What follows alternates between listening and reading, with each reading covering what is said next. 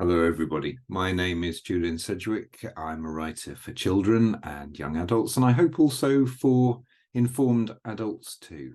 I've written now some 10 books that have been published, and recently I was the author of this book, Tsunami Girl, that came out in 2021, and it was marvelously illustrated in a manga style by Chie Kutsuwada. Tsunami Girl was the story of a young person overcoming enormous odds. In case you don't know the story, it's about a young girl who grows up in England, but she's a quarter Japanese, and she finds herself on the coast of Japan with her beloved Japanese grandfather on the day of the March 2011 great triple disaster that struck the east of Japan.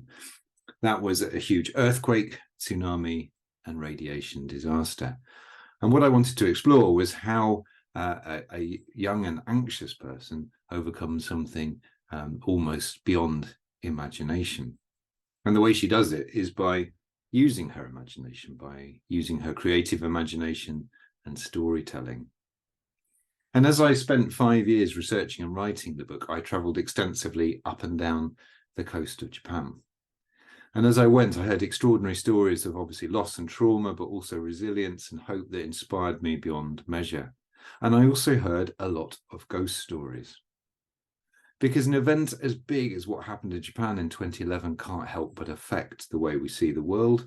Or maybe it changes some kind of mysterious interface we have with the world beyond.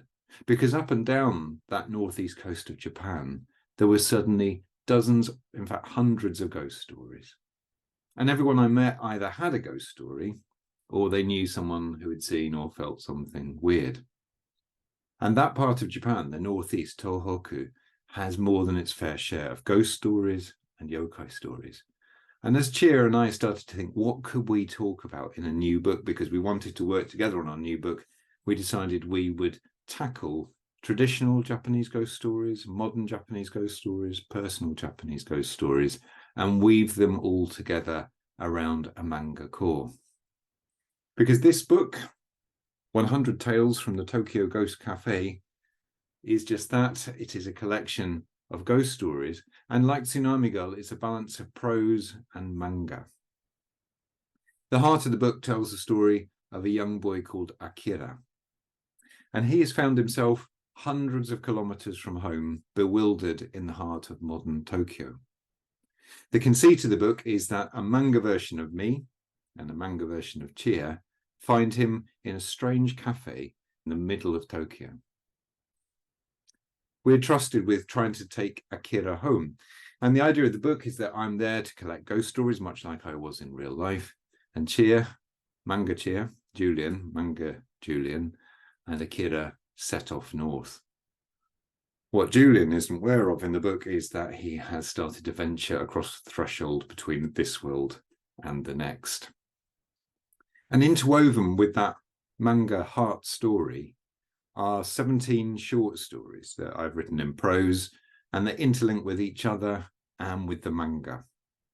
And hopefully altogether what they talk about is why we tell ghost stories in the first place. All cultures tell ghost stories. I suspect there's never been a culture that didn't have some kind of relationship with people who have died.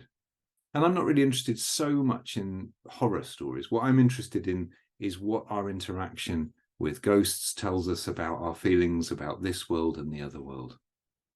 I've been a therapist for 25 years, and I've seen people overcome extraordinary problems, not just people on the coast of Japan researching Tsunami Girl. And one thing I know is that the way we tell stories and the way we use our creative imagination helps us to process things that are almost beyond processing. About a year ago, I had a huge loss. My brother died suddenly, not entirely unexpectedly. It was something huge for me and my family to deal with, something that had some very difficult elements to it. And back in March this year, I went back to the coast of Japan to see one of my close friends up in Iwate in northern Japan. Akiko-san had been in the wave. She'd been under a bus in the wave, in the tsunami, and survived and rebuilt her hotel. She's an inspiring, incredible woman. And she entrusted me with some local folklore stories from around her town of Kamaishi. But also she said, I think you should go to the Phone of the Wind.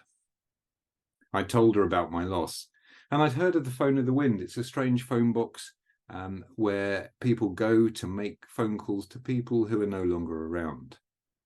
The phone box is situated over the ocean. You can see the line is connected to nothing, but it's a great example of being playful and creative in our imagination and reaching out to deal with some of the biggest and most difficult problems that there are.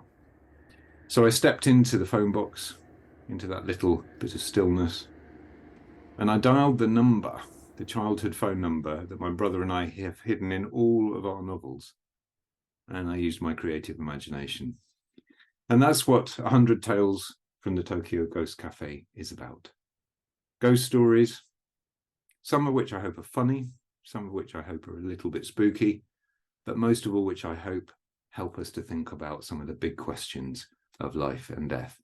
And when you pick it up, I hope you'll find it moving, and I hope you will enjoy the journey along with Manga Julian, Manga Chie, and little Akira. Thank you very much.